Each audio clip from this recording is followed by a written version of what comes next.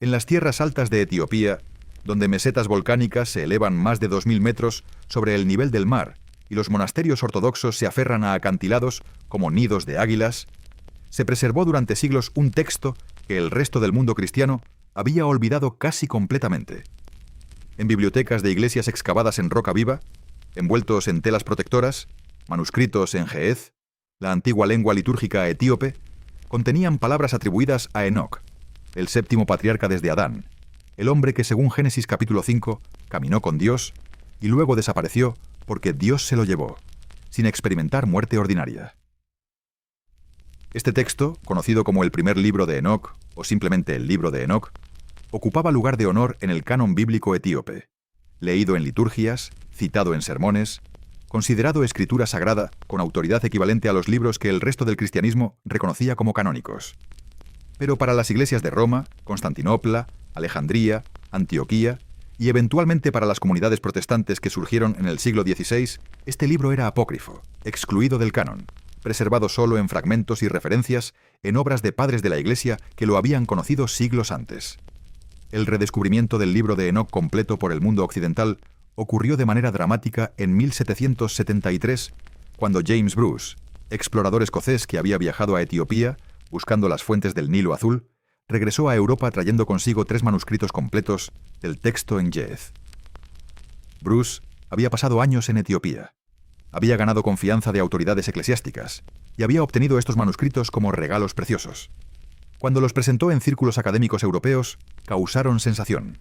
Aquí estaba texto extenso atribuido a figura bíblica, citado en el Nuevo Testamento, mencionado por padres de la Iglesia primitiva, pero que había desaparecido de circulación occidental durante más de 1000 años. El primer manuscrito fue depositado en la Biblioteca Bodleiana de Oxford, el segundo en la Biblioteca Nacional de Francia. El tercero, Bruce, lo mantuvo en su posesión personal. La traducción del ge'ez al inglés fue completada por Richard Lawrence, arzobispo de Cashel en Irlanda, y publicada en 1821. Esta fue seguida por traducciones a alemán, francés y otras lenguas europeas durante el siglo XIX. Los estudiosos bíblicos y teólogos que finalmente pudieron leer el texto completo quedaron asombrados por su contenido. El libro contenía narrativas elaboradas sobre ángeles caídos que habían tomado esposas humanas y engendrado gigantes, descripciones detalladas de viajes de Enoc a través de los cielos y los lugares de castigo angelical, revelaciones sobre astronomía y calendario, profecías sobre juicio venidero y parábolas mesiánicas que usaban lenguaje sorprendentemente similar al que aparecería siglos después en los Evangelios. El texto proporcionaba contexto para pasajes crípticos del Antiguo Testamento, particularmente Génesis capítulo 6 sobre los hijos de Dios tomando esposas humanas, y explicaba referencias en el Nuevo Testamento que previamente habían desconcertado a intérpretes. Pero la pregunta que inmediatamente surgió fue: si este texto era conocido y citado en la antigüedad cristiana, ¿por qué fue excluido del canon? ¿Fue deliberadamente suprimido por la Iglesia, como sugería el lenguaje de borrado que eventualmente se popularizaría, o su exclusión fue resultado de procesos históricos más complejos de formación de canon bíblico? La respuesta requiere examinar tanto la historia textual del libro de Enoc como los procesos mediante los cuales las comunidades cristianas de los primeros siglos determinaron qué libros serían considerados escritura inspirada y cuáles, aunque valiosos, serían clasificados como útiles pero no canónicos, o incluso como problemáticos y mejor evitados. El libro de Enoc no es composición única, sino colección de 5 o 6 secciones literarias distintas que fueron compiladas durante diferentes periodos. Los estudiosos generalmente identifican el libro de los vigilantes, capítulos 1 al 36, probablemente el más antiguo, compuesto en el siglo III antes de nuestra era. El libro de las parábolas o similitudes, capítulos 37 al 71. El libro astronómico, capítulos 72 al 82. El libro de los sueños, capítulos 83 al 90, y la epístola de Enoc, capítulos 91 al 108. Algunos manuscritos incluyen también el libro de los gigantes como sección adicional, aunque este circuló frecuentemente como texto separado. Estas secciones fueron originalmente compuestas en arameo, posiblemente con algunas porciones en hebreo, lenguas semíticas usadas en Judea durante el período del Segundo Templo. El descubrimiento de los rollos del Mar Muerto entre 1947 y 1956 en cuevas cerca de Qumrán revolucionó el estudio del libro de Enoc. Entre los manuscritos había fragmentos arameos de al menos 11 copias diferentes de secciones de Primer Enoc, haciendo de este uno de los textos más frecuentemente copiados encontrados en Qumran después de los libros que eventualmente serían canónicos del Antiguo Testamento. Los fragmentos datan del siglo II antes de nuestra era al primero de nuestra era, confirmando que el texto circulaba ampliamente en judaísmo del Segundo Templo en forma sustancialmente similar a la versión etíope que sobrevivió. Esta evidencia arqueológica demolió teorías escépticas que habían propuesto que el libro de Enoc era composición cristiana tardía, o que había sido tan alterado en transmisión que no podía considerarse testimonio confiable de ideas judías precristianas. La comunidad de Qumran, generalmente identificada con los esenios, una secta judía que se había separado del establishment del Templo de Jerusalén, evidentemente valoraba el libro de Enoc altamente. Su biblioteca contenía copias múltiples, sugiriendo que era leído regularmente, estudiado y copiado para preservación. Esta comunidad también usaba calendario solar de 364 días que el libro astronómico de Enoc defiende en contraste con el calendario lunisolar usado en el Templo de Jerusalén. Para los esenios, el libro de Enoc validaba sus prácticas distintivas y proporcionaba autoridad revelatoria para su separación de lo que consideraban establishment corrupto. El texto viajó del arameo al griego durante el período helenístico, cuando Judea estaba bajo influencia cultural griega, y cuando comunidades judías de diáspora en Alejandría y otras ciudades del Mediterráneo oriental usaban griego como lengua principal. La traducción griega permitió que el texto circulara entre judíos helenizados y eventualmente entre cristianos gentiles que adoptaban las escrituras judías como su Antiguo Testamento. Fragmentos sustanciales de la versión griega sobreviven en citas de padres de la Iglesia y en algunos manuscritos griegos preservados. Finalmente, de griego, el texto fue traducido al ge'ez, probablemente en los siglos IV o V, cuando el cristianismo se estableció en Etiopía. Esta traducción etíope se convirtió en la única versión completa que sobrevivió hasta era moderna, preservada en tradición que nunca cuestionó su estatus canónico. La evidencia de que el libro de Enoc era conocido y citado por autores del Nuevo Testamento es innegable. La epístola de Judas, versículos 14 y 15, cita explícitamente: «De estos también profetizó Enoc, séptimo desde Adán, diciendo: He aquí, vino el Señor con sus santas decenas de millares, para hacer juicio contra todos, y dejar convictos a todos los impíos de todas sus obras impías que han hecho impíamente, y de todas las cosas duras que los pecadores impíos han hablado contra él». Esta profecía viene directamente de 1 Enoc capítulo 1, versículos 9. La carta identifica explícitamente la fuente como Enoc, el séptimo desde Adán, frase que viene del texto mismo. Esta no es alusión vaga, sino cita directa con atribución de autoría. Otros pasajes del Nuevo Testamento muestran familiaridad con tradiciones enóquicas, aunque sin citar explícitamente. Segunda Pedro capítulo 2, versículo 4.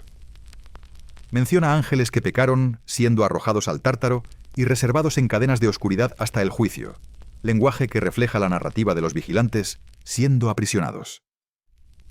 Primera Pedro capítulo 3, versículos 19 y 20, menciona que Cristo predicó a espíritus encarcelados, que desobedecieron en días de Noé, referencia misteriosa que tiene sentido en contexto de vigilantes aprisionados por pecados cometidos antes del diluvio. El Evangelio de Mateo usa lenguaje de Hijo del Hombre viniendo en las nubes, que tiene paralelos en las parábolas de Enoc. Estos paralelos no prueban necesariamente dependencia literaria directa, pero demuestran que autores del Nuevo Testamento operaban en mundo intelectual, donde tradiciones enóquicas eran conocidas y aceptadas. Antes de explorar cómo los padres de la Iglesia de los primeros siglos usaron y eventualmente cuestionaron el libro de Enoc, recuerda suscribirte para apoyar nuestro canal y seguir creando documentales que examinan textos antiguos y procesos de formación de canon. Ahora, con la evidencia de circulación antigua establecida, podemos examinar por qué el texto que era citado en escritura canónica eventualmente fue excluido de esa misma categoría. Los padres apostólicos y apologistas del siglo II muestran conocimiento del libro de Enoc. Justino Mártir, en su diálogo con Trifón, alude a ángeles que se unieron con mujeres y engendraron demonios, narrativa central del libro de los vigilantes. Atenágoras, en su legación en favor de los cristianos, menciona ángeles que cayeron por lujuria hacia mujeres. Ireneo de Lión, el gran heresiarca del siglo II, cita el libro de Enoc en su obra Contra las herejías, aceptándolo como autoridad para refutar enseñanzas gnósticas. Clemente de Alejandría, el erudito del siglo II y principios del III, cita a Enoc múltiples veces en sus obras, tratándolo como escritura inspirada, aunque reconociendo que algunos cuestionaban su autenticidad. Tertuliano, el apasionado teólogo del norte de África, que escribió a finales del siglo II y principios del III, fue el defensor más vigoroso del libro de Enoc entre los padres de la Iglesia. En su tratado sobre el velo de las vírgenes, Tertuliano argumentó extensamente por la autenticidad y autoridad del texto. Respondió a objeciones que ya circulaban en su época. Algunos rechazaban el libro porque no estaba incluido en el canon judío. Tertuliano respondió que la razón de su exclusión judía era precisamente que el libro profetizaba sobre Cristo, y que los judíos habían rechazado otras escrituras que testificaban de Cristo. Argumentó que el libro había sido preservado en el arca de Noé, junto con Noé y su familia, y que después del diluvio, Noé lo transmitió a sus descendientes. Tertuliano señaló que el apóstol Judas había citado el libro explícitamente, lo que en su opinión garantizaba su inspiración divina. Si un apóstol lo citó como profecía auténtica, la Iglesia debía aceptarlo. Usó las enseñanzas del libro sobre los ángeles caídos, que instruyeron a mujeres en el uso de cosméticos y adornos, como argumento contra que las mujeres cristianas usaran maquillaje o joyas, viendo estas prácticas como herencia de instrucción demoníaca. Orígenes de Alejandría, el brillante y controvertido teólogo del siglo III, cuya obra abarcó exégesis bíblica, teología sistemática y filosofía, conocía el libro de Enoc y lo citaba ocasionalmente. Sin embargo, Orígenes expresaba reservas sobre su estatus canónico. Reconocía que Judas lo había citado, pero sugería que esto no necesariamente significaba que todo el libro era inspirado, solo que el pasaje particular citado contenía verdad. Orígenes representaba actitud más cautelosa que estaba emergiendo en el siglo III. El libro era antiguo, contenía material valioso, pero su estatus era cuestionable. Esta ambivalencia reflejaba proceso más amplio, donde la Iglesia estaba comenzando a delimitar más estrictamente qué textos serían considerados normativos. El cambio decisivo en actitud hacia el libro de Enoc ocurrió en el siglo IV, particularmente después de que el cristianismo se convirtió en religión legal y eventualmente oficial del Imperio Romano, bajo Constantino y sus sucesores. Este periodo vio múltiples concilios eclesiásticos que discutieron doctrina, organización de la Iglesia y canon de escrituras. En este contexto de institucionalización y estandarización, textos que habían circulado con estatus ambiguo fueron sometidos a escrutinio más riguroso. Hilario de Poitiers en Occidente y Atanasio de Alejandría en Oriente compilaron listas de libros canónicos que excluían el libro de Enoc. En su carta festal de 367, Atanasio listó los 22 libros del Antiguo Testamento y 27 del Nuevo que la Iglesia debía aceptar como canónicos, y mencionó otros libros que podían leerse para edificación, pero que no eran canónicos. El libro de Enoc ni siquiera fue incluido en esta segunda categoría de libros útiles pero no canónicos. Jerónimo, el gran erudito del siglo IV y principios del V que tradujo la Biblia al latín en la versión conocida como Vulgata, fue explícitamente negativo sobre el libro de Enoc. En sus escritos, Jerónimo declaró que el libro era apócrifo, que no debía ser considerado escritura, y que aunque Judas lo había citado, esto no le otorgaba autoridad canónica. Jerónimo estaba influenciado por su contacto con eruditos judíos en Palestina que le habían enseñado hebreo. Para Jerónimo, el canon del Antiguo Testamento debía corresponder al canon hebreo judío, la hebraica Veritas, la verdad hebrea. Libros que circulaban solo en griego o en otras traducciones, pero que no estaban en el canon hebreo, eran, en su opinión, deuterocanónicos en el mejor caso, apócrifos en el peor. Dado que el libro de Enoc había sido excluido del canon hebreo que se estaba consolidando en judaísmo rabínico del mismo periodo, Jerónimo argumentaba que la Iglesia también debía excluirlo.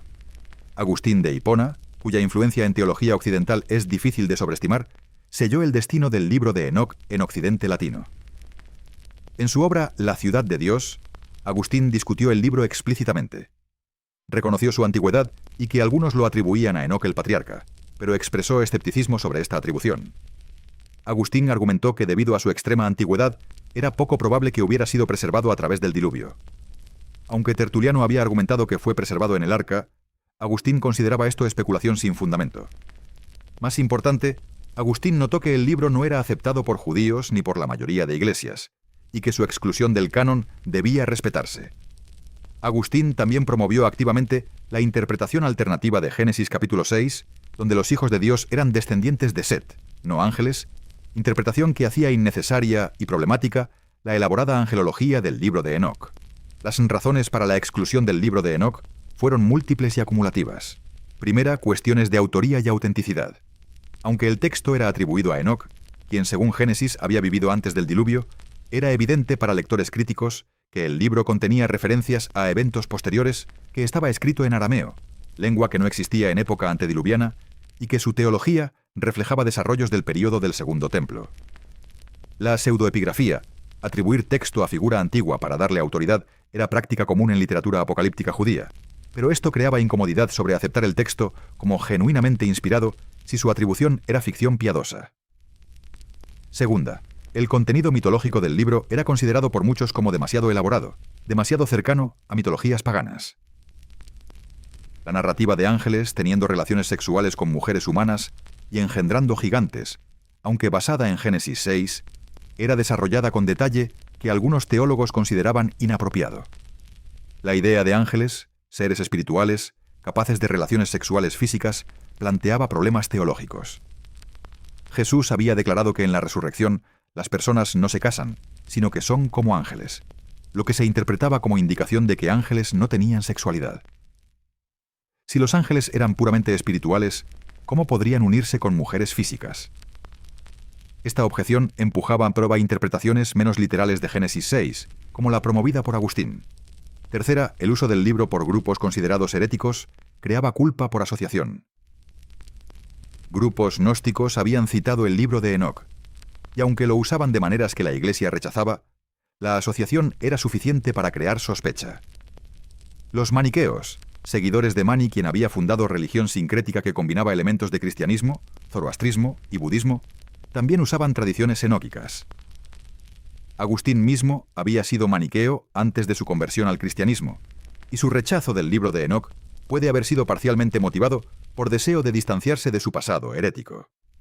Cuarta, la ausencia del libro del canon hebreo era argumento poderoso.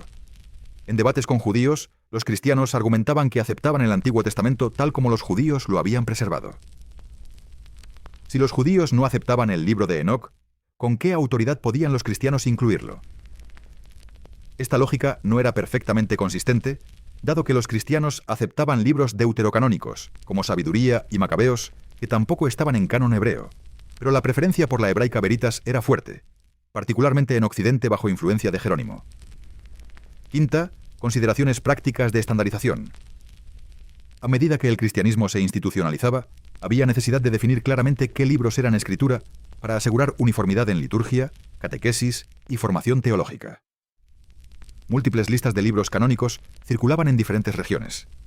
Los concilios del siglo IV y V, como el Concilio de Roma en 382, el Concilio de Hipona en 393 y los concilios de Cartago en 397 y 419 produjeron listas que excluían el libro de Enoc.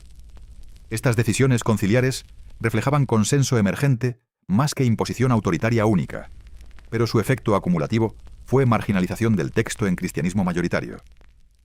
Sin embargo, sería inexacto decir que la Iglesia borró el libro de Enoc en sentido de destrucción deliberada de copias o prohibición de leerlo. No hay evidencia de campaña organizada para eliminar el texto. Lo que ocurrió fue proceso más gradual de exclusión de canon y eventual cese de copia y transmisión en tradiciones occidental y griega. Los manuscritos no fueron quemados sistemáticamente. Simplemente dejaron de ser copiados porque no eran considerados necesarios para liturgia, catequesis o formación teológica. En era preimprenta, cuando cada copia requería trabajo manual extenso de escribas, los textos que no eran considerados esenciales gradualmente desaparecían de circulación porque recursos limitados se dedicaban a copiar textos canónicos y obras teológicas consideradas más importantes.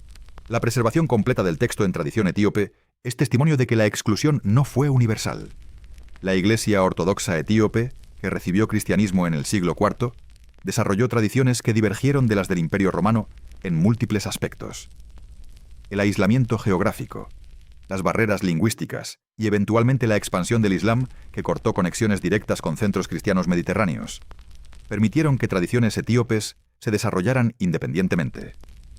El canon bíblico etíope es el más amplio de cualquier iglesia cristiana, incluyendo 81 libros en total. todos los libros que otras iglesias reconocen más textos adicionales como Primer Enoc, Libro de los Jubileos, Ascensión de Isaías y otros. Para cristianos etíopes, estos textos no son marginales sino centrales, leídos regularmente en liturgia, citados en enseñanza, considerados escritura inspirada con autoridad plena. Esta divergencia en canon entre Etiopía y resto del cristianismo plantea cuestiones teológicas sobre autoridad y formación de canon. Si el Espíritu Santo guía a la Iglesia en reconocer qué textos son inspirados, ¿cómo explicar que diferentes comunidades cristianas llegaron a conclusiones diferentes? Perspectivas confesionales. Católica, ortodoxa y protestante ofrecen respuestas diferentes. El catolicismo enfatiza autoridad de la Iglesia institucional expresada en concilios para determinar canon. El protestantismo enfatiza testimonio interno del Espíritu Santo en creyentes que reconocen inspiración de textos. La ortodoxia oriental enfatiza consenso de la Iglesia universal expresado en tradición. Pero ninguna de estas perspectivas maneja fácilmente el caso de Etiopía, donde Iglesia antigua y ortodoxa, que traza su linaje a periodo apostólico, mantiene canon radicalmente diferente. El redescubrimiento moderno del libro de Enoc permitió a eruditos examinar el texto sin los prejuicios de debates de formación de canon. Estudios histórico-críticos situaron el texto en contexto de literatura apocalíptica judía del Segundo Templo. Identificaron sus múltiples capas de composición, trazaron su influencia en judaísmo y cristianismo primitivos. El consenso académico es que el libro de Enoc es fuente esencial para entender desarrollo de ideas religiosas en judaísmo del período entre Antiguo y Nuevo Testamento, que influyó en autores del Nuevo Testamento, y que su exclusión del canon fue decisión histórica no predeterminada sino contingente, basada en factores teológicos, culturales y políticos del período de formación de canon. El contenido teológico del libro de Enoc, que causó tanto fascinación como controversia, merece examen detallado. El libro de los vigilantes, primera sección principal, narra descenso de 200 ángeles que tomaron esposas humanas y engendraron gigantes. Esta narrativa expandía radicalmente el pasaje críptico de Génesis capítulo 6. Los vigilantes son nombrados individualmente: Shemijaza, Azazel, Araquiel, Ramel, Cocabiel y otros, con funciones específicas. Azazel enseñó metalurgia para fabricación de armas y cosméticos para adorno. Shemijaza enseñó encantamientos. Otros enseñaron astrología, interpretación de signos, conocimiento de raíces y plantas. El texto presenta estos conocimientos no como beneficios, sino como corrupciones que llenaron la tierra de violencia e impiedad. Los gigantes nacidos de estas uniones consumieron recursos de la humanidad y eventualmente comenzaron a devorar humanos. En respuesta, Dios envió arcángeles Miguel, Gabriel, Rafael y Sariel para atar a los vigilantes, destruir a los gigantes y advertir a Noé del diluvio venidero. Esta angelología elaborada con nombres específicos, jerarquías y funciones iba mucho más allá de lo que aparece en textos canónicos del Antiguo Testamento.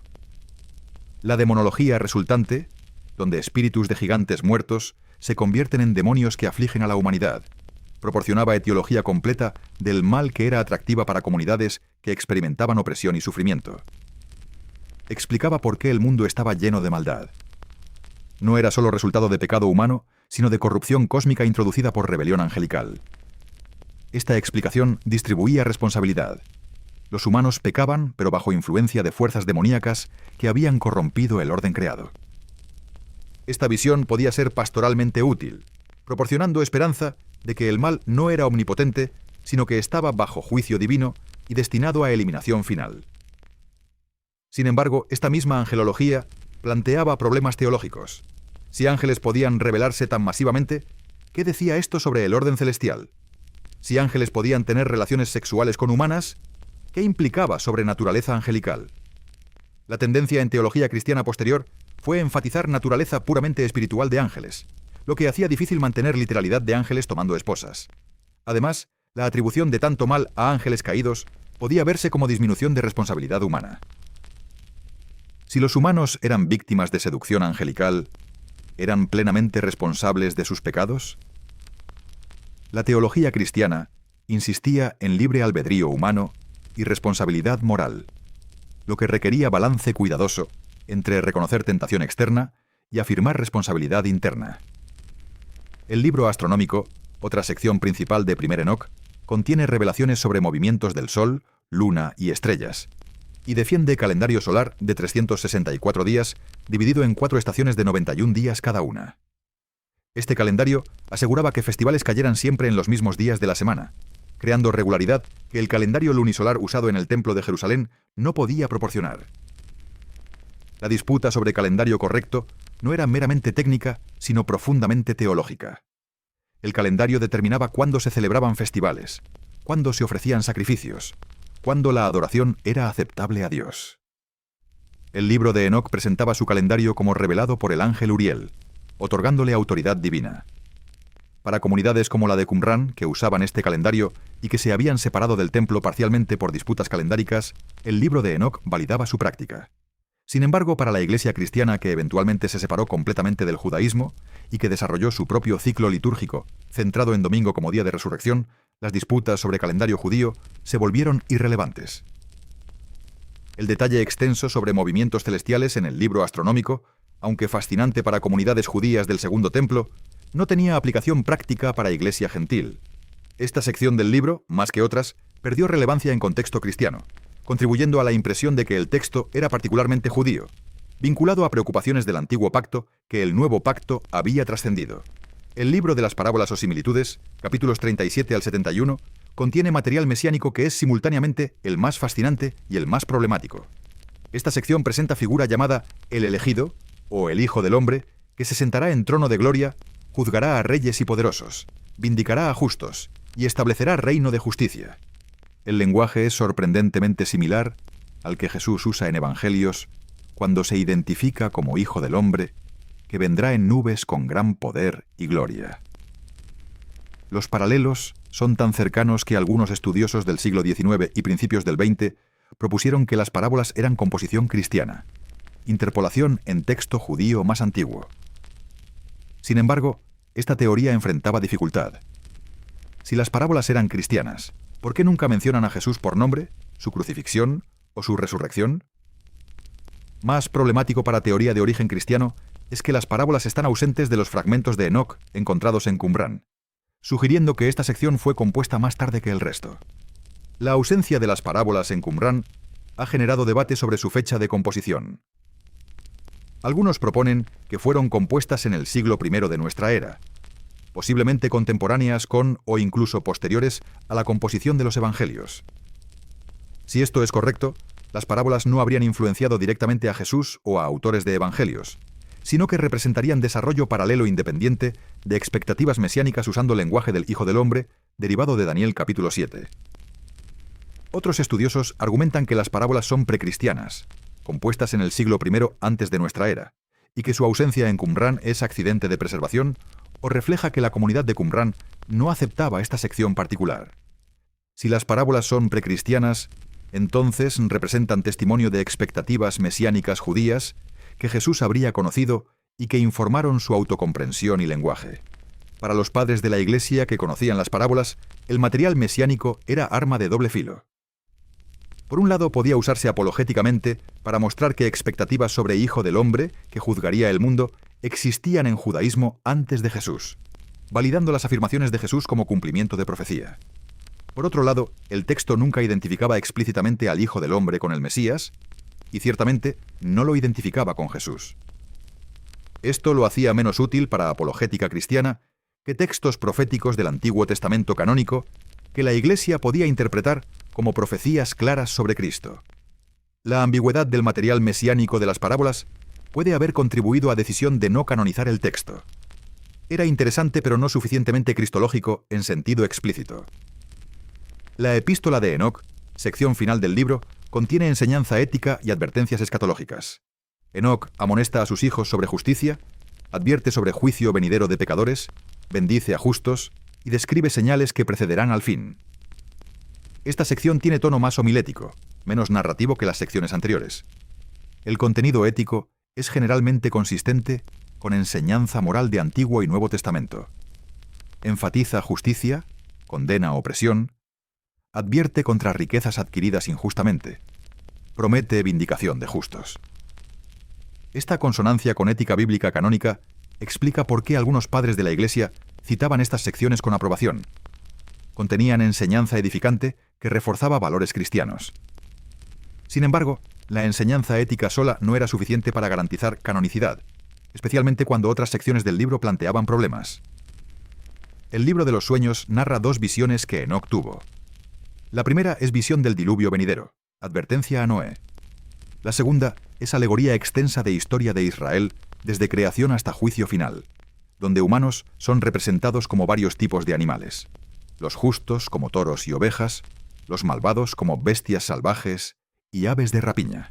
Esta historia alegórica culmina en juicio de ángeles caídos y bestias malvadas, establecimiento de Nueva Jerusalén y resurrección de justos. El uso de alegoría animal para narrar historia era técnica literaria conocida en literatura apocalíptica, pero podía parecer extraño o incluso irreverente a lectores posteriores. La representación de patriarcas y profetas como animales, aunque destinada a ser simbólica, creaba incomodidad. Más allá de contenido específico de secciones individuales, el tono y género del libro de Enoc como Apocalipsis planteaban cuestiones sobre su lugar en canon.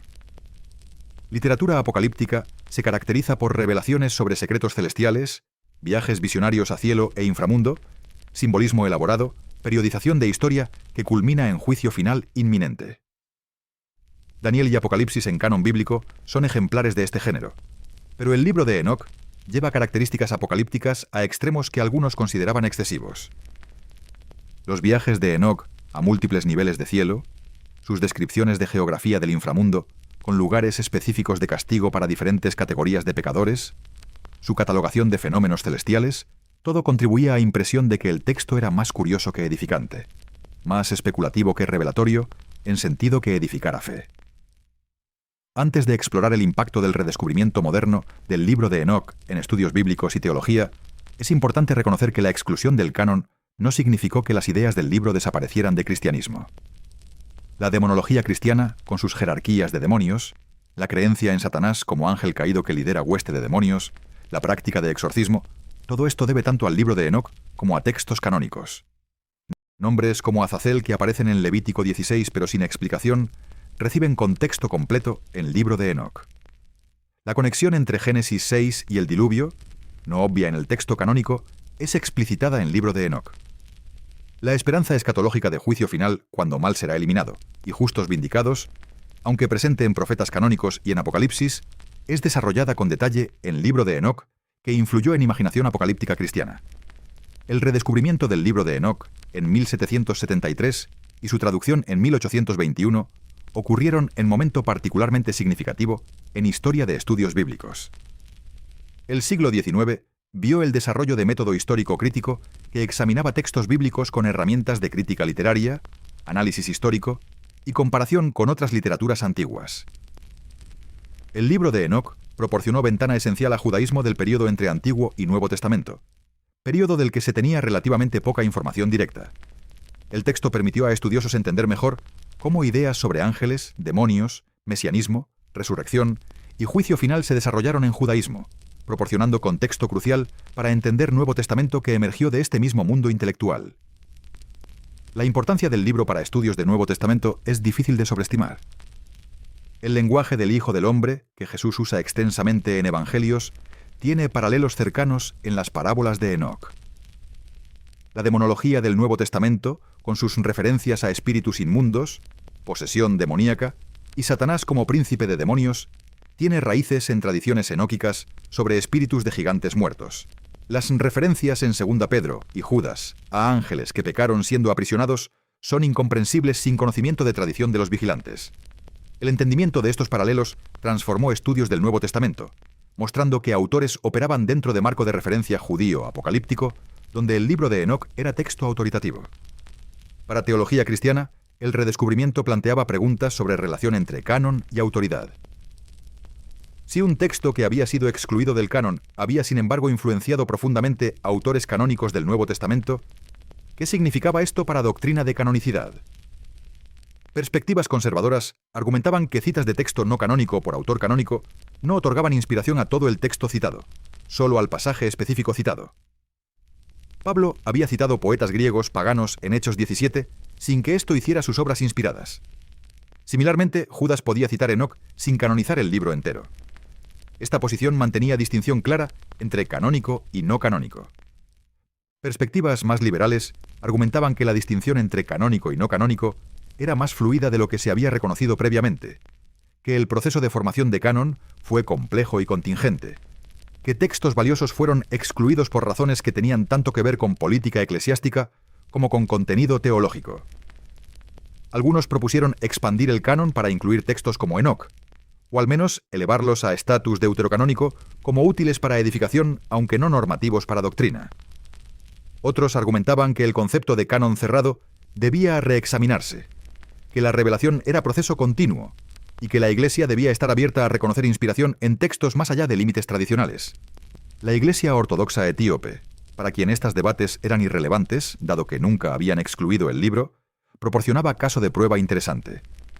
Teólogos etíopes argumentaban que su tradición había preservado canon más completo que había sido injustamente reducido por iglesias occidental y oriental.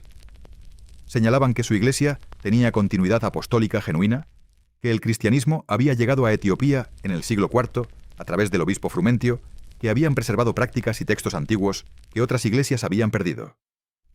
Para ellos, el libro de Enoc no era curiosidad histórica, sino escritura viva que informaba liturgia, ética y teología.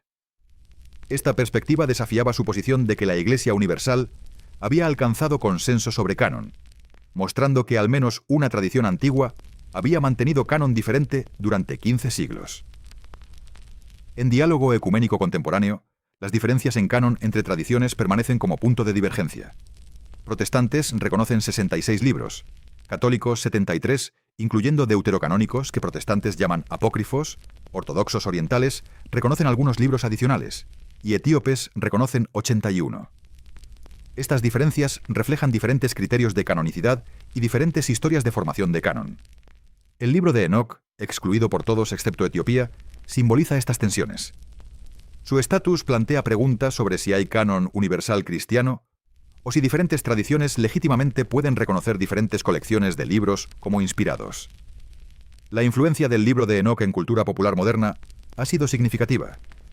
Teorías de antiguos astronautas han reinterpretado a los vigilantes como extraterrestres. Literatura de fantasía ha incorporado ángeles caídos y gigantes como personajes. Series de televisión sobre lo sobrenatural han dramatizado la narrativa. Cada reinterpretación moderna selecciona elementos del texto antiguo, los transforma según valores contemporáneos y los presenta a audiencias que generalmente desconocen las fuentes. Esta popularización tiene efecto paradójico. El libro de Enoc es más conocido ahora que en cualquier momento desde su exclusión del canon, pero es conocido principalmente en formas que tienen relación tenue con el texto real y su contexto histórico. Para estudiosos académicos, el texto continúa siendo objeto de investigación intensiva. Nuevas ediciones críticas comparando manuscritos etíopes con fragmentos arameos y griegos refinan entendimiento del texto original. Estudios de contexto histórico sitúan el libro en relación con literatura apocalíptica judía más amplia, textos de Qumrán y desarrollos en judaísmo del Segundo Templo. Análisis literario examina estructura, temas y técnicas narrativas. Estudios de recepción trazan influencia del libro en textos posteriores judíos, cristianos e islámicos. Esta investigación continua demuestra que, aunque excluido del canon, el libro de Enoc permanece texto vital para entender desarrollo de ideas religiosas en periodo crucial de historia religiosa occidental. La pregunta de si el libro fue borrado de la Biblia requiere respuesta matizada. No hubo decreto único que lo prohibiera. No hubo campaña organizada de destrucción de copias. No hubo persecución de quienes lo leían. Lo que ocurrió fue proceso gradual durante los siglos IV y V, donde consenso emergió en las iglesias mayoritarias de que el texto, aunque antiguo y útil, no alcanzaba estándares de canonicidad. Este consenso se reflejó en listas de libros canónicos producidas por concilios, en decisiones sobre qué textos copiar y preservar, en prácticas litúrgicas que se enfocaban en textos canónicos. El resultado fue que en tradiciones occidental y griega, el texto dejó de ser copiado y gradualmente desapareció de circulación activa, preservado solo en fragmentos y citas. Esta fue forma de borrado, pero fue borrado por negligencia más que por prohibición activa. La preservación en Etiopía demuestra que el proceso no fue universal ni inevitable, que una tradición cristiana antigua eligió camino diferente. Esta divergencia plantea cuestiones sobre autoridad y diversidad en cristianismo. Si Espíritu Santo guía a la Iglesia, ¿guió a diferentes iglesias a conclusiones diferentes sobre canon? ¿O una tradición tiene razón y otras están equivocadas. La eclesiología de diferentes denominaciones proporciona respuestas diferentes. El catolicismo enfatiza autoridad de magisterio universal expresada en concilios ecuménicos. El protestantismo enfatiza claridad de escritura y testimonio interno del Espíritu en creyentes. La ortodoxia enfatiza consenso de Iglesia universal expresado en tradición. Pero el caso de Etiopía desafía todas estas formulaciones porque representa Iglesia antigua con tradición apostólica que alcanzó conclusión diferente. Quizás la lección más importante del libro de Enoc es que formación de canon fue proceso humano, guiado por Espíritu Santo, pero también influenciado por factores históricos, culturales y políticos. Los libros que fueron incluidos en canon no fueron seleccionados mediante proceso puramente objetivo y transparente, sino mediante debates extendidos, compromisos y decisiones que reflejaron preocupaciones teológicas, pero también consideraciones prácticas de estandarización, liturgia y catequesis. Reconocer esto no necesariamente socava autoridad de escritura canónica, pero sí requiere humildad sobre afirmaciones de certeza absoluta sobre fronteras de canon. El libro de Enoc permanece en categoría liminal, no canónico para mayoría de cristianos, pero no completamente rechazado, reconocido como antiguo y valioso, pero no normativo, influyente en desarrollo de ideas bíblicas, pero excluido de Biblia. Esta liminalidad lo hace objeto fascinante de estudio, texto que ilumina procesos de formación de tradición religiosa, de desarrollo de ideas teológicas, de negociación entre continuidad y cambio. Para lectores contemporáneos, el libro ofrece ventana a mundo del judaísmo del Segundo Templo, comprensión más profunda de contexto del Nuevo Testamento y reflexión sobre naturaleza de autoridad religiosa y canon. 2 milenios después de su exclusión del canon en Occidente, 1600 años después de su traducción al Ge'ez, 250 años después de su redescubrimiento por James Bruce, 75 años después del descubrimiento de fragmentos arameos en Qumrán, el libro de Enoc continúa generando debate, investigación y fascinación. No es parte de Biblia que mayoría de cristianos lee, pero sus ideas sobre ángeles caídos, gigantes, demonios, juicio final y hijo del hombre han moldeado imaginación cristiana tan profundamente como muchos libros canónicos. Su exclusión del canon fue decisión histórica no predeterminada, basada en juicios teológicos legítimos, pero también en factores contingentes. Su preservación en Etiopía demuestra que estas decisiones no fueron universales. El texto permanece como testimonio de riqueza de literatura religiosa judía antigua, de diversidad de ideas que circulaban en periodo de formación de cristianismo y de complejidad de procesos mediante los cuales comunidades religiosas determinan qué textos son autoritativos. No fue borrado completamente, fue marginado. No fue destruido, fue descuidado. No fue prohibido, fue excluido. Y en siglo XXI, redescubierto y accesible, continúa hablando a quienes están dispuestos a escuchar lo que tiene que decir sobre ángeles que cayeron, conocimientos que corrompieron, juicio que vendrá, y esperanza de que el mal será eventualmente eliminado y los justos vindicados. Su estatus fuera del canon no disminuye su valor como documento histórico, como ventana a mundo antiguo, como testimonio de fe de comunidades que lo preservaron durante siglos, creyendo que contenía palabras que Enoc, el séptimo desde Adán, había recibido en sus viajes a través de los cielos.